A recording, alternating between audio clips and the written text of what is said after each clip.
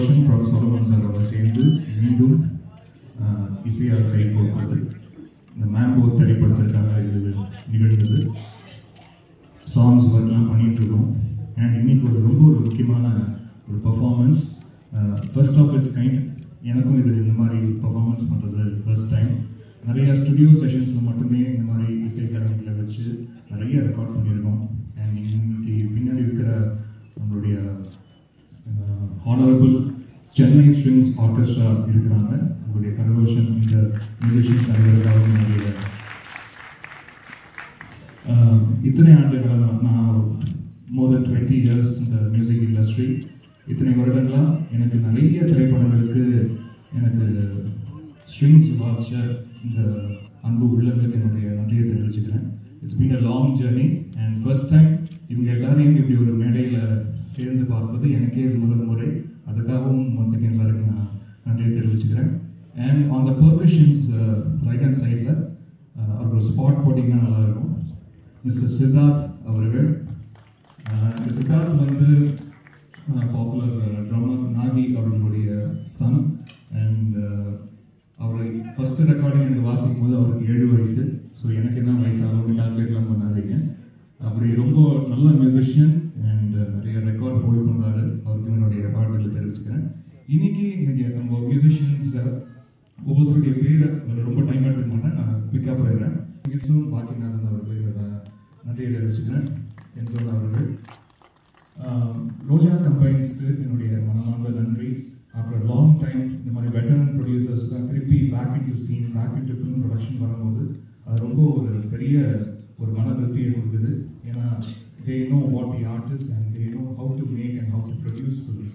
And ஆர்டிஸ்ட்டுக்கும் டைரக்டர்ஸ்க்கும் அந்த ஸ்பேஸ் கொடுத்து அந்த ஒரு இம்பார்ட்டன்ஸ் கொடுத்து அவங்களுக்கு உண்டான லிபர்ட்டி கொடுத்து ஒர்க் பண்ணுற ப்ரொடக்ஷன் ஹவுசஸில் இந்த மாதிரி veteran producers back to scene வர்றது வந்து ரொம்ப ஒரு நல்ல விஷயம். ஸோ அது ரோஜா கம்பெனிஸ் அவர்களுக்கும் மிஸ்டர் காஜா மைதீன் சாருக்கும் என்னுடைய நன்றியை தெரிவிச்சுக்கிறேன்.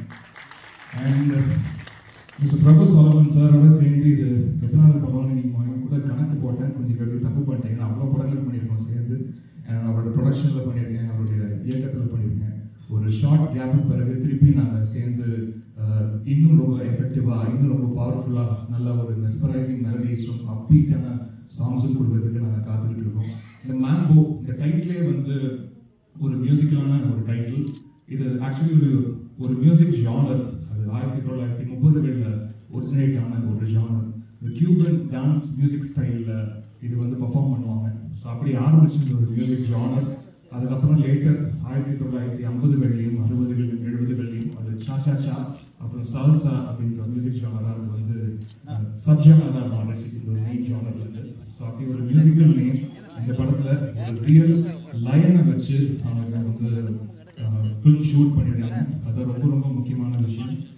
ஏஷியனில் ஃபர்ஸ்ட் ஃபிலிம் வித் ரியல் லைனை வச்சு ஷூட் பண்ணியிருக்காங்க. அதுக்கு நிறைய ட்ராவல் பண்ணியிருக்காங்க. நிறைய அப்ராட் கண்ட்ரிஸ் வந்து போய் அந்த சைல்ட்ஹுட் எபிசோடுக்கும் அதே மாதிரி க்ரோன் அப் லைனுக்கும் இது எல்லாமே நிறைய ஹோம்ஒர்க் பண்ணி நிறைய ட்ராவல் பண்ணி அண்ட் ஷூட்டிங் பண்ணிட்டு இருக்காங்க. இன்னைக்கு ஒரு முக்கியமான பர்ஃபார்மன்ஸ் இந்த டைட்டில் அனௌன்ஸ்மெண்ட் பண்ணுற ஒரு விதமாகவும் இது ஒரு மோஷன் போஸ்டராக ஒரு 2 மினிட்ஸ்க்கு உங்களுக்கு வந்து காட்சிகளாகவும் தெரியும். அதே மாதிரி ஒளியாகவும் இங்கே நாங்கள் உங்களுக்கு வந்து லைவாக பர்ஃபார்ம் பண்ண போகிறோம். அதுக்கு ஃபஸ்ட்டு ஒரு ரிஹர்சலாக இது நாங்கள் எப்படி நாங்கள் ஆரம்பிப்போம், ஜென்ரலாக இந்த ஸ்டுடியோ செஷனில் எப்படி நாங்கள் ரிஹர்ஸ் பண்ணுவோம், ரிவர்ஸ் பண்ணிட்டு அப்புறம் ஆக்சுவல் மோஷன் போஸ்டரோட விஷுவலோட அதை எப்படி சேர்ந்து இசைத்து பார்ப்போம் அப்படின்ற ஒரு சின்ன ஒத்திகை தான் நீங்கள் நம்ம பண்ண போகிறோம். ஒத்திகை முடிச்சுட்டு நேரடியாக அந்த காட்சிகளோட சேர்ந்து நீங்கள் இந்த அனுபவத்தை பார்க்க போகிறீங்க, உணர போகிறீங்க. ஸோ எல்லாரும் ரெடியாக இருக்கீங்களா? ஓகே.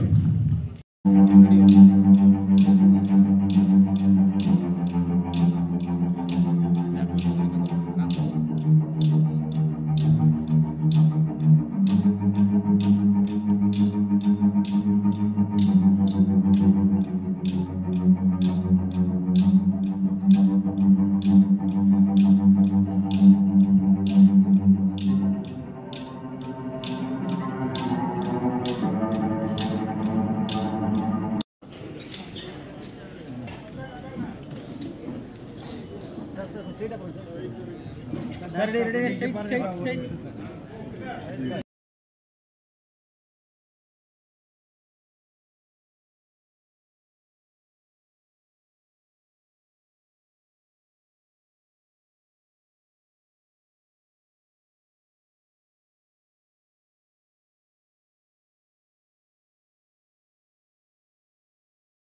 முடியும் என்பதை இயக்குனர் பிரபு சாலமன் இங்கே ஏற்பாடு செய்திருக்கிறார்கள். இந்த நிகழ்ச்சிக்கு வர இருந்திருக்கின்ற ஊடக நண்பர்களுக்கும் பத்திரிகை நண்பர்களுக்கும் ராஜா மைதீன் சார் அவருடைய நண்பர்களுக்கும் குடும்பத்தாருக்கும் பட இயக்குநர்களுக்கும் தயாரிப்பாளர்களுக்கும் விநியோகர்களுக்கும் இந்த நல்ல நேரத்திலே நான் நன்றி கூற கடமைப்பட்டிருக்கின்றேன். விஜய் தீகை அவர் இளம் வயதிலேயே வாழ்க்கை என்றால் என்ன, எப்படி வாழ்க்கையை நடத்த வேண்டும் என்பதை மிக அழகாக கற்றுக்கொண்டவர். அவரை பற்றி நான் ஒரு சில விஷயங்களை நான் சொல்ல வேண்டும். பள்ளி படித்துக் கொண்டிருக்கும் போது அவர் படிக்காத பள்ளியே இல்லை. எல்லாம் வெளிநாட்டில் படித்தார், இங்கே படித்தார், அங்கே படித்தார். கடைசியா மில்லியம் நம்ம கோலூர்ல இருக்கிற பள்ளியில படிக்கும் போது 12th அப்போ ஸ்கூல்ல இருக்கிற அத்தனை பேரும் ஒரு ஸ்கூல் லீடர் ஆகணும் அப்படின்னு டிசைட் பண்ணி அப்படி பண்ணும்பொழுது அந்த பிரின்சிபல் வருவார், இல்லை அவரை வந்து லீடரா ஆக்க வேண்டாம் அப்படின்னு சொன்னாங்க. அந்த நேரத்தில் வந்து எனக்கு அவர் ஃபோன் பண்ணாரு, தாத்தா இந்த மாதிரி எங்கள் ஸ்கூலில் சொல்கிறாங்க, எனக்கு ஏன்னு தெரியல அப்படின்னு. நான் நெக்ஸ்ட் டே நேராக மில்லியன் ஸ்கூலுக்கு போய் அந்த பிரின்சிபலை பார்த்தேன். அப்போ அவங்கள்ட்ட கேட்டேன், ஏதோ ஸ்டூடெண்ட்ஸ்லாம் சேர்ந்து இவரை லீடர் பண்ணணும்னு சொல்கிறாங்க, நீங்கள் ஏன் அப்டேட் பண்ணுறீங்க அப்படின்னு. அவர் ரொம்ப விளையாட்டில் தான் ரொம்ப கவனமாக இருக்காரு, படிப்பில் கொஞ்சம் கம்மியாக இருக்காரு அப்படின்னு சொன்னாங்க. உடனே சொன்னேன், நான் அவருடைய கிளாஸ் டீச்சரை கூப்பிடுங்க, அவங்க கிட்ட கேட்டால் தெரியுமில்ல எப்படி படிக்கிறாங்க அப்படின்னு. ஸ்டூடெண்ட்டு நல்லா படிக்கிறாரு அப்படின்னு நான் சொன்னேன். அதுப்பா அவங்க டீச்சரே சொல்கிறாங்க, நீங்கள் வந்து மறுக்க காரணம் என்ன கேட்டேன். அவன் பாருங்க என்னை பார்க்குறான், அவன் ஐஸ் பவர்ஃபுல் ஐஸ், யாரை பார்த்தா அவனுக்கு அவ்வளோதான் அப்படின்னு என்று சொன்னாங்க. சொல்லிட்டு உடனே அவனுக்கு லீடர் ஆக்குனாங்க. அடுத்த ஆண்டே அவர் 12th முடிக்கும் போது ஒரு பெரிய ஃபங்க்ஷன், ஸ்கூல் ஃபங்க்ஷன், அதுக்கு வந்து லீடர் தான் வந்து பேசினாங்க. என்ன பர்டிகுலராக அந்த பிரின்சிபல் கூட சொல்லியிருக்காங்க, நினைக்கிறாரு, ஆனால் இங்கே லைலான் காலேஜில் இடம் கிடைச்சிருக்கு, இருந்தால் கூட வெளிநாடு போகணுன்றாங்க. அப்படியே அவர் எப்படி விருப்பப்படாமல் அதை செய்வோம், எந்த நாட்டில் படிக்கணும்னு கேளுங்க அப்படின்னு. அமெரிக்காவா, லண்டனா, சிங்கப்பூரா, ஏன்னா ஒரு குழந்தை படிக்கணும் போட்டு உடனே செலக்ட் ஆகி வர்றதுக்கு அழைப்பு வந்துச்சு. லண்டனுக்கு போய் 3 வருஷம் டைரக்ஷன், நடிப்பு, ப்ரொடக்ஷன் இது சம்பந்தப்பட்ட அத்தனையும் படிச்சுட்டு வந்தார். அவர்கிட்ட நான் வந்து எதுவுமே அவர்கிட்ட ஃபைனல் டிஸ்கஷன் ஒன்று அதை அவர்கிட்ட கேட்பேன், அவரே எனக்கு சரியாக அட்வைஸ் பண்ணுவார். அதை மாதிரி தான் பண்ணுவேன். ஸோ 2 நாள் கழித்து திடீர்னு ஃபோன் பண்ணார், ரஜினி சார் ஃபோன் பண்ணி, சார் உங்களை நான் பார்க்கணும். என்ன விஷயம்? ஒன்றும் இல்லை பார்க்கணும். ஓகே, நான் காலையில் 10 மணிக்கு வாங்க அப்படின்னாரு. நான் உடனே வந்து சிங்கிரியை ஃபோன் பண்ணி, இப்போ நம்ம ரஜினி சாரை பார்க்க போகிறோம், நீ வா அப்படின்னு சொல்லியிருக்கிறார். அதை வந்து இப்போ அந்த படம் எப்படி பண்ணலாம் அப்படின்னு யோசிச்சுட்டு இருக்கோம் அப்படின்னு சொல்லும் பொழுது, very good, very good director, super, நம்ம என்ன கதை, என்ன அப்படின்னாரு. நான் சொன்னேன், ஒரு சிங்கமும் இந்த ஹீரோவும். ஓ, படத்துல சிங்கம் ஒரு ஹீரோ, இவர் ஒரு ஹீரோ, ரொம்ப நல்லா இருக்கேன். கதை என்ன? அதாவது எனக்கு முழுசா தெரியாது சார், கதையை பற்றி டைரக்டருக்கு தான் தெரியும் அப்படின்னோடனே ஒரு படம் வந்து டைரக்டர் என்னை இந்த கதையை சொல்லுங்க, நான் வந்து கேட்கணும், ரொம்ப லைக் பண்ணேன் அப்படின்னாங்க. சரிங்களா, ரொம்ப நன்றி. என்ன நடிப்புக்கு என்னென்ன எப்படி நடந்து கொள்ள வேண்டும், எப்படி நடிக்கணுங்கிறத பற்றி ஒரு 10 நிமிஷத்தை சீகரிக்க ரொம்ப விளக்கமாக சொன்னார். இதோட போராடுறாரு, ஹீரோவாக காட்ட போறாரு.